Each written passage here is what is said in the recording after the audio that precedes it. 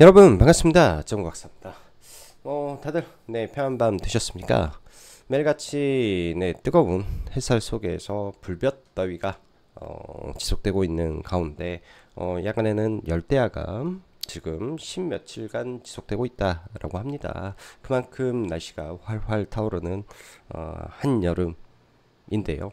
우리나라의 증시도 그러하듯 뜨겁게 활활 타올랐으면 좋겠는데 최근에 보면은 지수는 코스피 지수는 올라오고 있었고 코스닥은 꾸준히 우하향 모습을 좀 보이는 상황 속에서 사실 밑바닥에서 LG 에너지 솔루션이라든지 삼성전자라든지 이런 흔히 말하는 비주류 종목군들이 시가총액을 좀 뒷받침해주면서 지수를 끌어올리고 살아있는 섹터는 조선 종목의 일부, 전력 인프라의 일부, 화장품의 APR 정도뿐이 없었던 이 굉장히 쏠림과 소수의 종목이 지수를 리드하는 그런 형국에 있었던 시장이었었는데, 즉 증시의 체력이 상당 부분 약화되고 있는 상황 속에서 이번 정부의 이 민주당은 9월 세법 개정안이 시장에 턱하니 나오면서 9월 정기 국회에 제출하겠다라고 하니까 그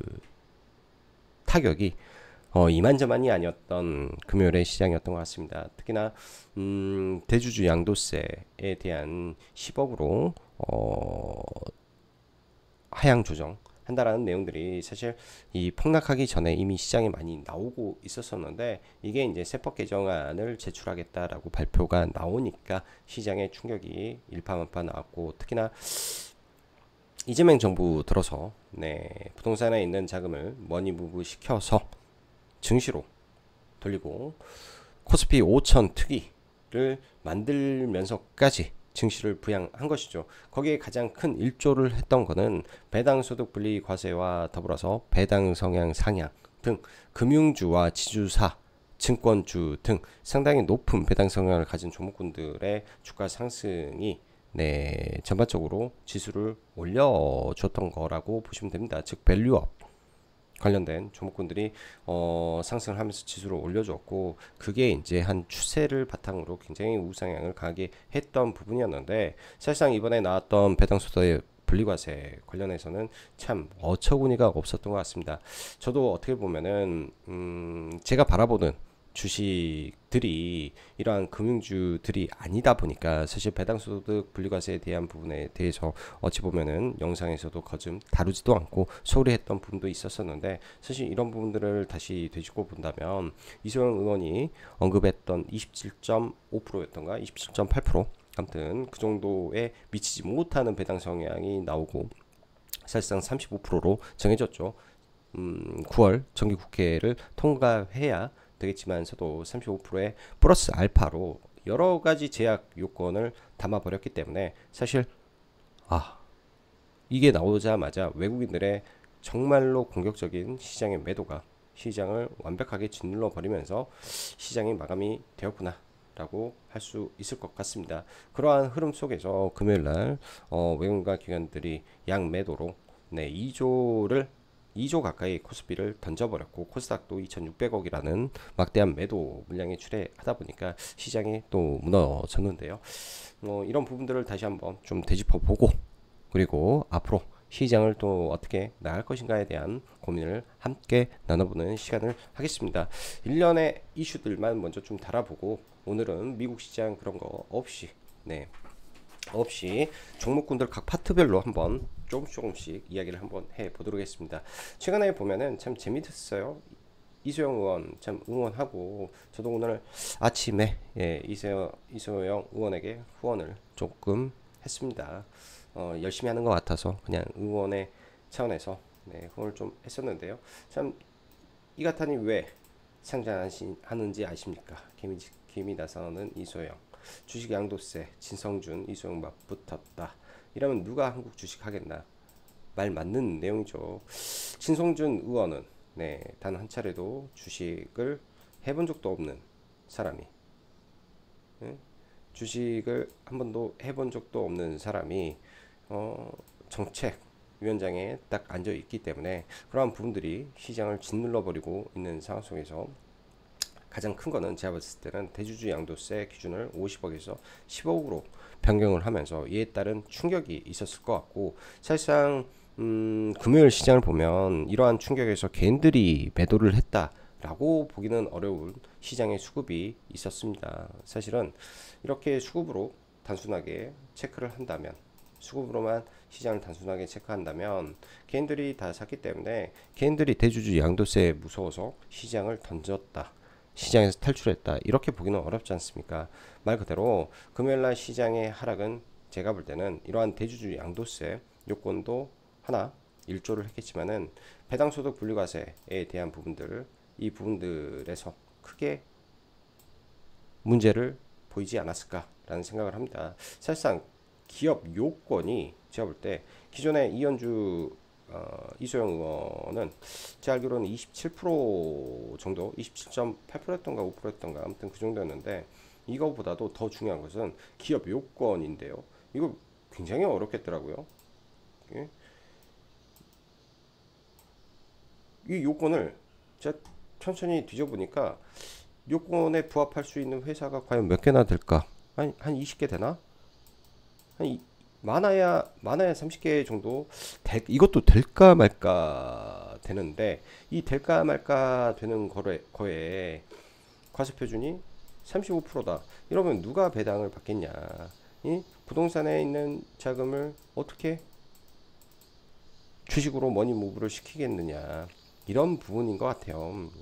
이런 부분들이 상당히 이재명 정부 들어서 외국인들이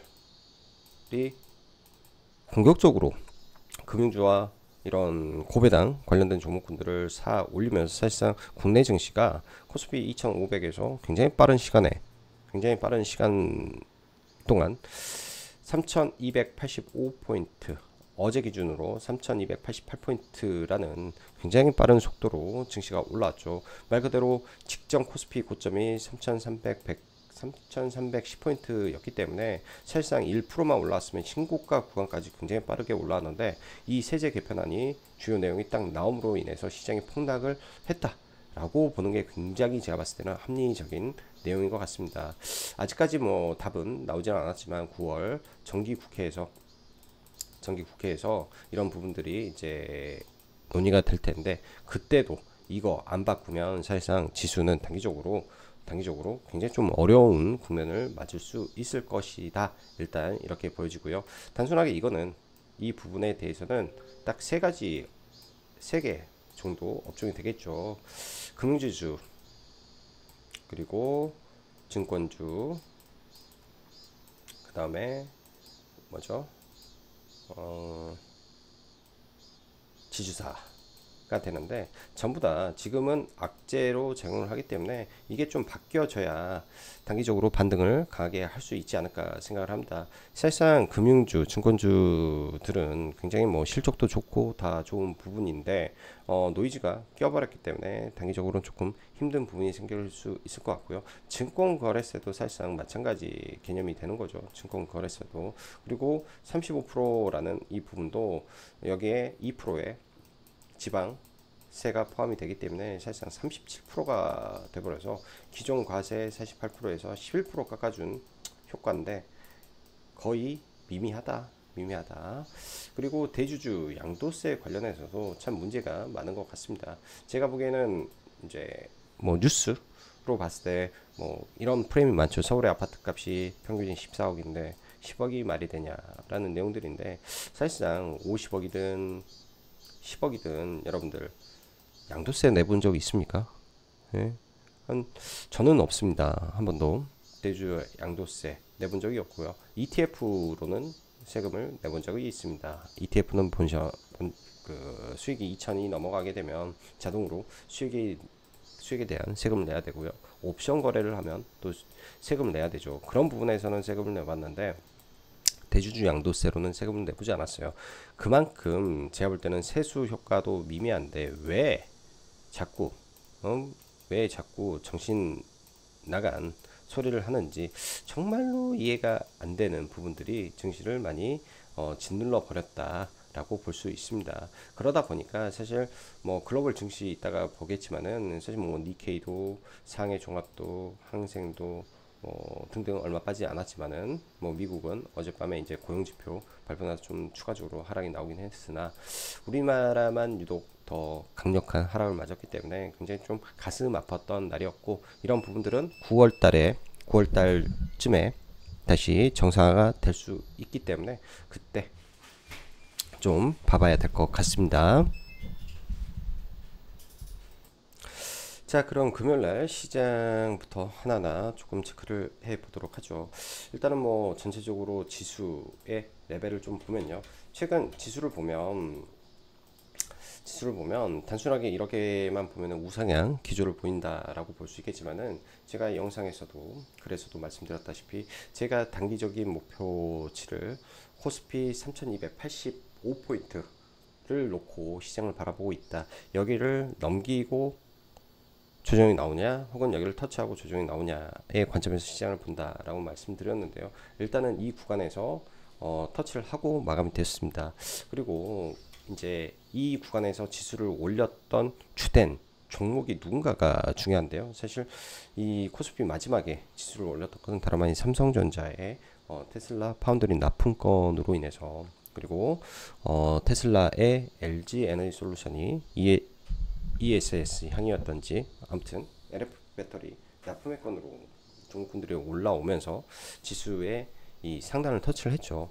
여러분들 사실 삼성전자의 현재의 상태와 LG전자의 현재의 상태를 보면 이들 종목이 신고가를 치고 박스권을 돌파하고 꾸준히 올라올 수 있는 상황일까 아닐까를 생각을 해 본다면은 그렇지 않은 상황 속에 직면해 있기 때문에 사실상 그 종목군들이 더 이상 올라갈 수 없다라는 것을 대충 아실 겁니다. 그렇기 때문에 지수가 여기서 강하게 치고 올라가기는 어려울 것이다 라는 게 아주 합리적인 생각이 되는 거고요. 그렇기 때문에 굉장히 주의를 해야 되는 구간에서 사실상 조정이 나온 거기 때문에 의미 있는 자리에서 의미 있는 수급과 함께 조정이 나와버린 것이다 라고 볼 수 있습니다.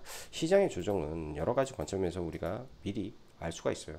지표를 보는 방법도 여러 가지인데, 저는 개인적으로 볼저밴드를 많이 활용을 합니다. 제가 지난번에도 한번 네이버 카카오에 대한 이야기를 하면서 볼저 밴드에 대한 이야기를 좀 드렸었는데요. 지수의 상단은 언제나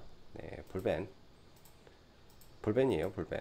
볼저 밴드가 이렇게 횡보를 하다가 맞고 떨어져 버리면, 맞고 음봉을 떨어져 버리면, 근데 그런 구간들이 아까도 말씀드렸지만 의미 있는 고점의 상단에서 맞게 되면 비교적 깊은 조정이 나오게 되는데요. 이런 구간도 마찬가지죠. 과거에도 이렇게 올라오는 구간에서 이렇게 쌍봉 구간에서 의미 있게 볼린저 밴드에서 음봉이 떨어지면 단기 조정이 나오고, 이런 구간들도 주봉에서 아마 볼벤을 넣어도 똑같은 현상이 지속적으로 반복된다라는 것을 볼 수 있습니다. 맞고 떨어져 버리면, 맞고 떨어져 버리면, 맞고 떨어져 버리면, 어차피 이게 후행성일 수도 있지만은 그 상태에서 항상 적용이 되기 때문에 여러분들 나중에 참고하시면 지수적으로 볼 때 많은 도움이 되실 수 있을 것이다 라고 생각이 듭니다. 자주간 의미 있는 구간에서 지수의 조정이 나왔다 라고 1차적으로 판단을 하시면 될 것 같고요. 의미 있는 구간에서 조정이 나왔다 라고 1차적으로 판단하시면 되고, 지수의 조정은 제가 그때도 말씀드렸다시피 고점 구간에서 언제든지 7에서 7% 정도의 조정은 아무 때나 나올 수 있다라는 말씀을 드렸는데요. 3288이 최근에 신고가 구간이기 때문에 이 구간에서 7에서 8% 정도의 조정은 언제든지, 아무리 강력한 상승장에서도 언제든지 나올 수 있는 조정이다. 그러면은 지금의 조정 파동이 과연 어디까지 갈 수 있을 것인가를 계산을 해보면, 기본적으로는 뭐 3050포인트까지도 밀릴 수 있고 3000포인트까지도 밀릴 수 있겠죠. 그럼 생각을 해보는 거예요. 과연 지수가 여기까지 밀렸을 때 바닥을 잡아줄 것인지, 바닥을 잡았을 때 어떠한 시그널이 나오는 것을 우리가 체크를 할 것인지, 그리고 지수가 강하게 밀렸는데 지수보다 덜 밀리는 업종이 무엇인지에 대한 고민을 많이 해봐야 되지 않겠냐 생각이 듭니다. 자, 지수는 이렇게 좀 보면 될 것 같고요. 지수도 지수지만은 우리가 동시에 지수의 하락이 나오기 전에 미리 시장을 파악하는 것도 굉장히 중요하다라고 생각을 하는데요. 제가 이제 어제 말을 한 게 아니라 다 그 전날 이야기를 먼저 다 했던 내용인데요. 최근에 보면은 외국인들이 꾸준히 매수세가 유입이 됩니다. 예를 들어서 프로그램 매도가 장중에 이렇게 떨어지잖아요. 이거를 바로 끄집어 올리고요. 끌어올리면 바로 끄집어 올리면서 지수를 우상향을 시켜왔던 거라고 보시면 됩니다. 모든 종목은 이평선의 첫 자리라는 게 존재를 해요. 올라가는 우상향하는 뭐 급등주든 뭐 일반 개별 종목이든 가운데 이 단기 이평선이라든지 흔히 말하는 생명선인 21선을 깨지 않는 선에서 꾸준한 우상향을 해 가다가 어느 구간에 되면은 이런 게 몸통으로 깨버리는 구간이 존재하죠. 수급의 변곡이 나온다든지 시장의 하락의 트리거가 발생한다든지 그러한 연유에 의해서 일단은 시장의 하락을 보이고 있는데 미국 증시도 마찬가지고 국내 증시도 마찬가지고 가장 뭐 우려가 됐던 부분들 혹은 미국 입장에서는 모멘텀으로 작용할 수 있는 부분이 뭐 관세 협상의 부분이었는데 사실상 이날 관세 협상이 타결이 되고 밀려버린 거죠. 제가 이 부분에 대해서는 일본 니케이에 대한 이야기를 했습니다. 관세 협상이 되고 나서 고점을 찍고 밀렸더라. 우리나라도 관세 협상을 하게 되면 일본과 비슷하게 밀릴 수도 있지 않을까라고 생각을 했었는데 우리나라 같은 경우에는 여기에 좀 더 더한 여기에 좀 더 더한 세법 개정안이라는 이슈가 터져버렸기 때문에 생각보다 더 깊은 하락이 나왔고 그렇게 되면 제가 생각했던 예상과는 다른 시장의 악재가 나왔다라는 것과 외국인이 이를 받아들이는 정도가 생각보다 크네. 왜? 기관 외국인 포함한 양매도가 생각보다 크게 나왔다라는 점이 일단은 시장의 주의를 하고 봐야 될 것 같고 평소 같으면 고점 대비 5에서 7% 하락이라면 생각보다 큰 악재로 예를 들어서 외국인이 인식을 해서 시장을 밀게 된다면 또한 최근에 이 국내 증시가 굉장히 올라오는 과정 속에서 신용잔고가 생각보다 많이 쌓였죠. 22조 원의 신용잔고가 쌓여있는 상태에서 밀어버리기 때문에 단기간에 뭐 굉장히 좀 가슴 아픈 말이지만 이 신용잔고가 녹아내리는 흐름이 좀 나와주면 좋을 수 있을 것 같습니다. 뭐 이미 고점에서 주식을 왕창 들고 있는 상황이라면 굉장히 조금 어려운 국면이 되겠지만은 반대로 그동안 올라오는 과정 속에서 저도 마찬가지예요. 저도 뭐 조선주 그다음에 전력인프라 진짜 똑같죠. 산일전기, 일진전기, LS일렉 다 들고 있다라고 말씀드렸죠. 올라가면서 산일 다 팔아먹고 일진 다 팔아먹고 LS 반 팔고 있고 조선, 현대중공업 가지고 있었고 현대미포 있었고요. 응? 올라가면서 거좀 다 팔아먹었고 응? 물량이 없지. 제약바이오, 삼천당 있었지. 코롱 있었지. 리가캠 있었지. ABL 갖고 있었어요. 케이젠 있었지. 그거 다 팔아먹었습니다. 그럼 고간이 비었네. 내려오면 이제부터는 사면 되는 거 아닌가?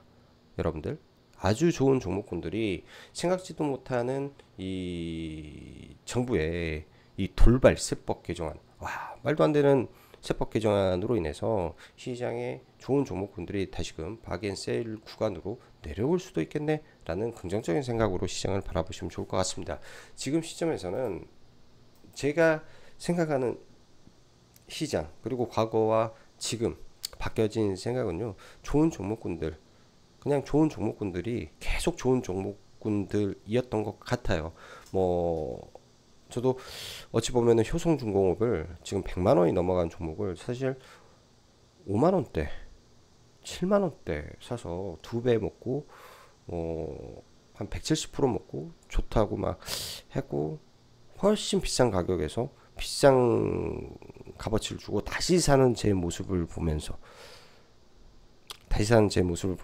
참 아쉬움이 많이 남았던 것 같습니다. 그래서 좋은 종목군들은 계속 좋을 수밖에 없다. 왜? 처음부터 좋았던 이유가 훼손되지 않는 이상 그 기업들이 성장하고 있기 때문에 그런 관점에서 시장을 바라보는 게 좋지 않겠냐 생각이 좀 들고요. 다시 종목으로 좀 넘어가 보도록 하겠습니다. 사실 이런 종목군들을 볼 때는 ETF를 좀 보는 게 맞죠. ETF들을 좀 보는 게 굉장히 좀 유리해요. 최근에 시장을 보면 여러분들 다들 아시겠지만 조선주가 굉장히 강함을 보였습니다. 이렇게 지수가 올라오는 과정 속에서 조선주가 이때 신고가를 치는 거죠. 조선주가. 그리고 지금도 가장 위에 있습니다. 그리고 모멘텀도 조선주가 제일 좋습니다. 그러나 단기적으로 시장 지수와 함께 같이 밀릴 수도 있겠죠.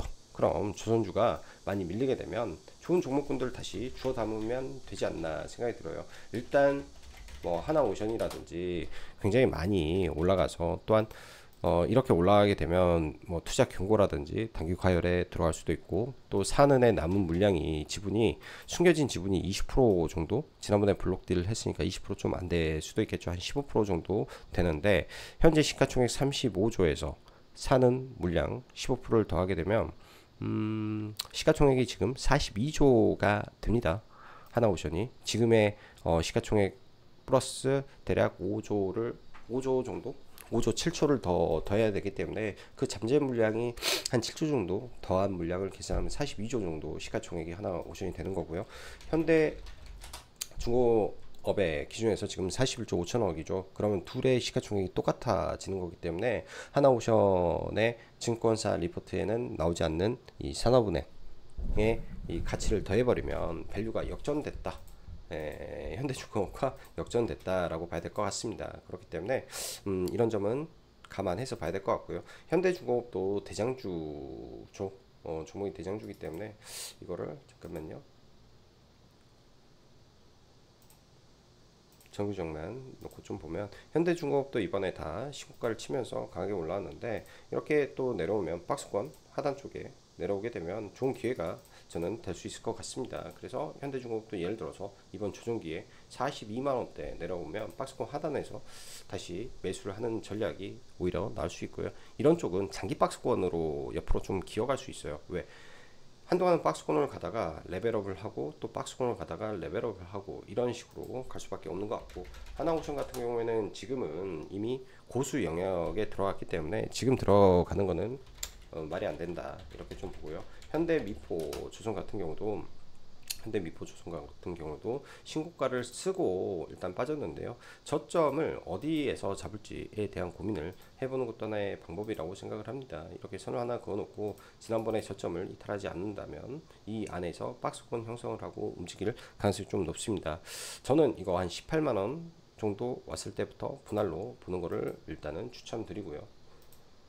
그리고 HD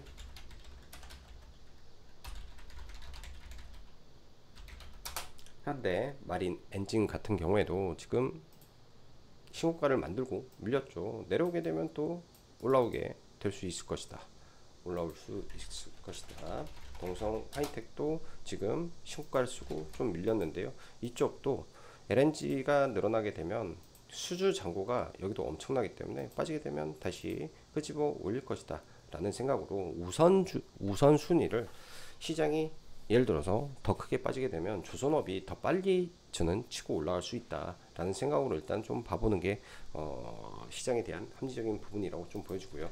원전 같은 경우에는 사실 최근에 제가 좀 어렵다라는 말씀을 드렸습니다. 업종 중에서 두산 에너빌리티라는 종목을 딱 하나 살려놓고요. 두산 에너빌리티라는 종목이 딱 하나 살아있는 상태에서 나머지 종목이 가지 못하는 현상이 계속 반복이 됐습니다. 예전에는 현대건설과 함께 갔는데 고점에서 밀리면서 반등다운 반등이 안 나오고 있죠. 그래서 두산 에너빌리티를 제외한 모든 종목이 다 밀려버렸어요. 사실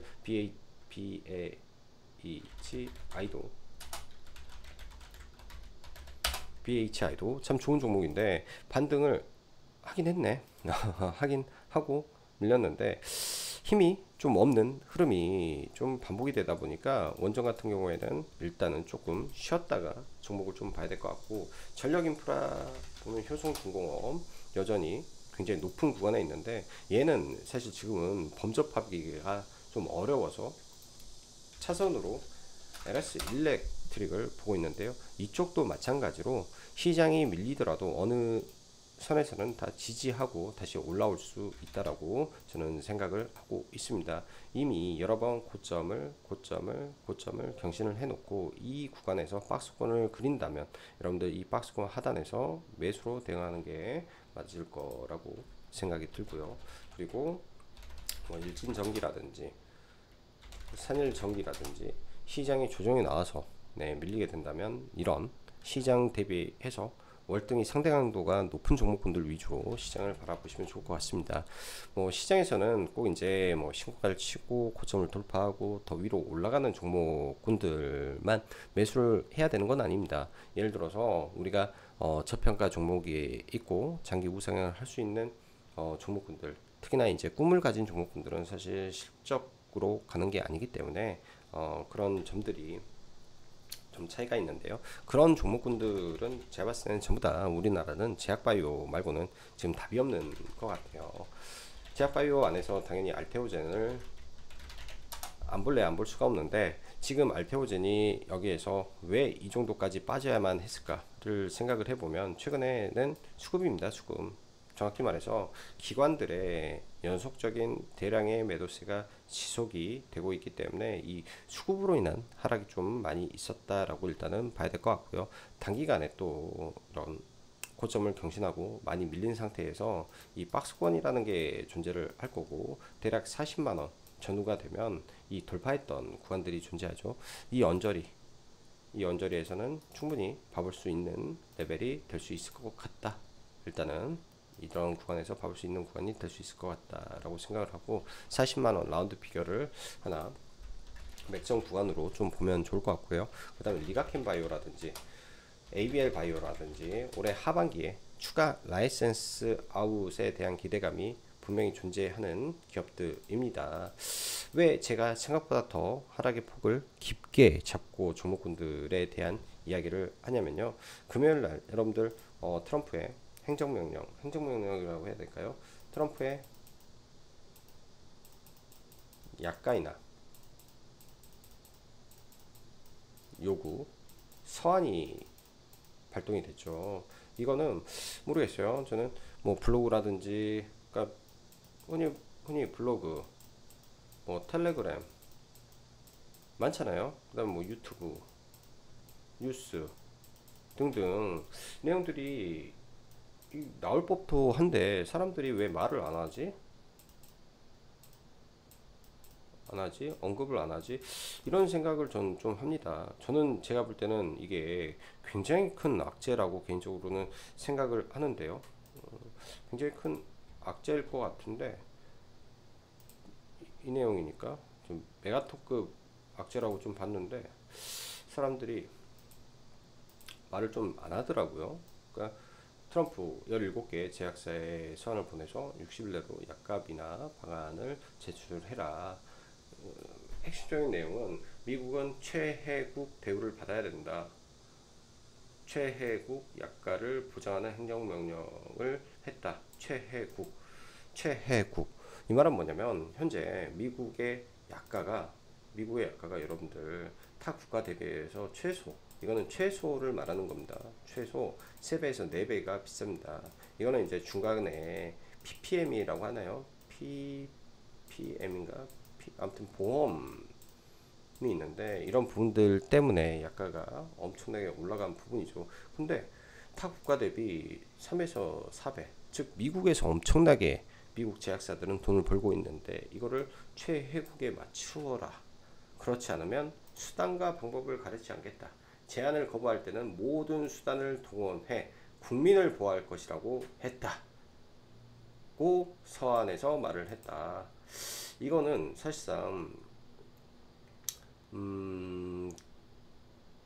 비교적 큰 악재의 요인이 저는 맞다라고 판단을 하기 때문에 이로 인해서 그래요. 생각보다 제약바이오에서 생각보다 더 깊은 하락이 나올 수도 있다. 그럼 내가 생각하는 아까 말한 뭐 알테오젠의 40만원도 여기서 몰빵이 아니라 일단 들어가 보는 시작의 점을 거기에 맞추고 보면 좋지 않겠느냐. 예를 들어서 지금 들어가야 되는 뭐 차트의 위치지만 악재의 강도, 이슈의 강도에 따라서 좀 더 하단에서 보는 거죠. 조선 쪽은 이번에 나온 마스가 이슈는 분명 큽니다. 분명 굉장히 커요. 근데 이게 산업이, 여러분들이 조선 산업을 이해해야 알 수 있겠지만은 조선소를 하나 세우는 거랑 마찬가지라고 저는 좀 보여지고요. 숙련공이 없다면 조선의 이 효율성을 올릴 수가 없습니다. 근데 미국 조선소를 이렇게 바꾸는 과정이 과연 하루아침에 되겠습니까? 1년에 되겠습니까? 최소 제가 볼 때는 10년은 걸리는 긴 사업이 되는데요. 아무튼 현재는 모멘텀의 구간. 근데 이 모멘텀의 구간에서도 실적이 올라가는 모멘텀의 구간이기 때문에 하락의 폭이 그렇게 클 수가 없을 것이다. 이렇게 판단을 합니다. 또한 마지막으로 업종에서 우리가 봐야 될 거는 화장품이죠. 화장품, K-뷰티.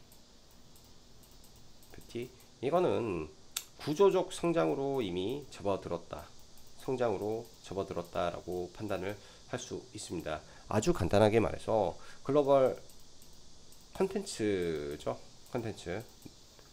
넷플릭스로 인한 한국의 K 문화, K 컬처가 확대되고 있고 K-팝 굉장히 확대되고 있으며, 이번에 K 뭐라 해야 돼요? K-팝 데몬 효과도 상당히 큽니다. 이런 모든 것들이 한국의 관심을, 그리고 한국이라는 이 문화 산업의 위상을 글로벌로 확대시키고 있기 때문에 이러한 현상은 곧 한국의 이 컨텐츠를 소비하는 거에 파급력이 커지고, 이게 SNS의 발달로 인해서 순식간에 퍼져 나가면서 이 관련된 내용 속에서 소비재가 결국 돈을 벌고, 이러한 입소문이, 그리고 한국의 소비재, 한국의 뷰티가 좋다라는 입소문이 지속적으로 확대되면서 한국 내방 방한 외국인의 수가 엄청나게 늘어나고 있습니다. 사상 최대입니다. 이러면 화장품주들이 조정을 크게 받는다 했을 때 반등을 못할 것이냐? 아니요. 무조건 반등한다라고 봅니다. 무조건. 그래서 조정기에 어떤 거를 사야 될지, 뭘 해야 될지, 어떤 분야에 대한 스터디를 우리가 가지고 시장을 바라봐야 될지에 대한 고민을 많이 하는 거죠. 뭐 여기에 이제 꿈이라고 하면 제약바이오도 있겠지만 로봇도 있을 것이고, 뭐 AI도 있을 것이고, 뭐 우주항공도 있을 건데, 사실 지금 현 시점에서 안 움직이잖아요. 그리고 모멘텀이 좀 약하지 않습니까?